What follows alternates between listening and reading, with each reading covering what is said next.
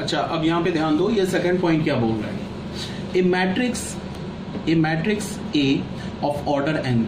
N order बोलने का मतलब कि स्क्वायर मैट्रिक्स है एन बाई एन ऑर्डर का, ठीक है। अगर रेक्टेंगुलर मैट्रिक्स को हम कभी बोलते ही नहीं है कि एन ऑर्डर।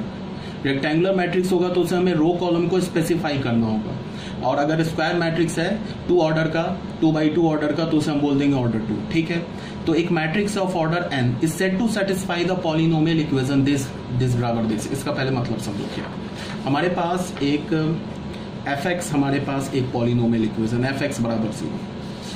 हमने जैसे 9th-10th क्लास में हम लोग पढ़ते हैं ना n ऑर्डर का पॉलिनोमियल इक्वेशन, वैसे हमने एक n ऑर्डर का पॉलिनोमियल इक्वेशन लिया ऐसा 1a2x2 a3x3 plus an minus 1 x to the power n minus 1 plus an x to the power n equal to 0।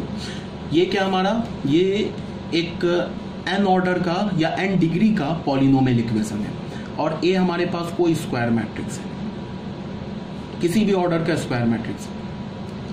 अब मैं क्या बोल रहा हूं कि ये जो a स्क्वायर मैट्रिक्स है इस पॉलिनोमियल इक्वेशन को सेटिस्फाई कर रहा है।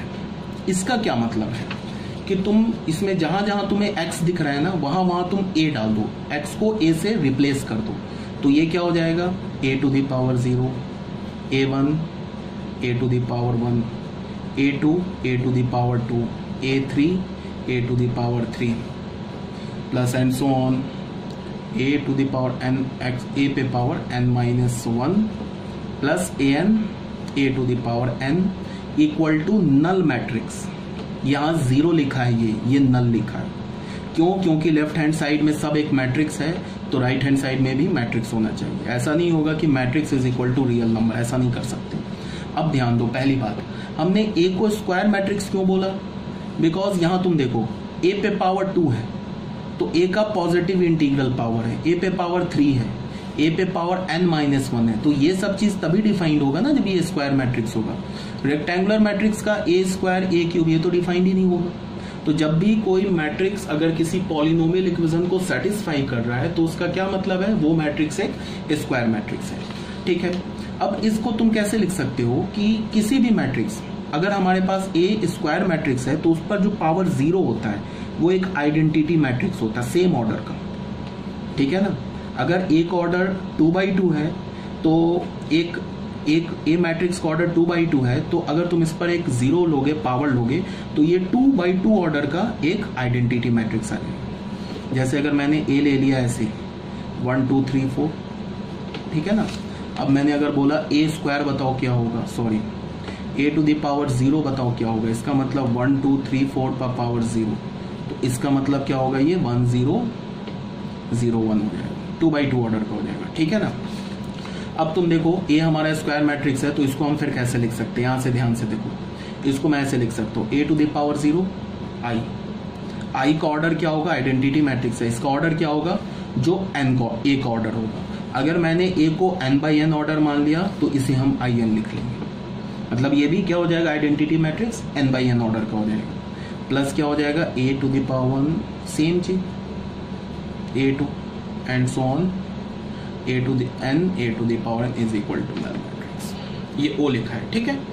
तो इसी को हम बोलते हैं क्या, कि हमारे पास कोई पॉलिनोमियल इक्वेशन है और उस पॉलिनोमियल इक्वेशन को कोई एक स्क्वायर मैट्रिक्स सेटिस्फाई कर रहा है, तो हम क्या करेंगे, x को उस स्क्वायर मैट्रिक्स से रिप्लेस कर देंगे, ठीक है। तो इसी बात को यहाँ पे लिखा हुआ है, देख लो, ये पढ़ लेना, यहाँ पे ये बात यहाँ लिखी हुई है, ठीक है। अब नोट में क्या मैं बोल रहा हूँ वो देख लो।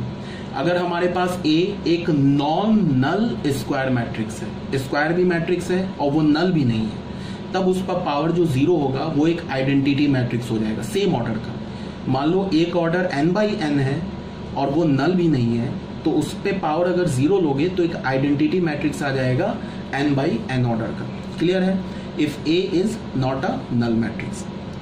अब अगर हमारे पास कोई नल मैट्रिक्स है तो नल मैट्रिक्स पर पावर 0 वो डिफाइन नहीं होता है, ये क्या हो जाएगा, अनडिफाइंड। उसके बाद यहाँ पे क्या बोला जा रहा है वो देख लो, सी में positive integral power of A matrix A is defined only when A is a square matrix.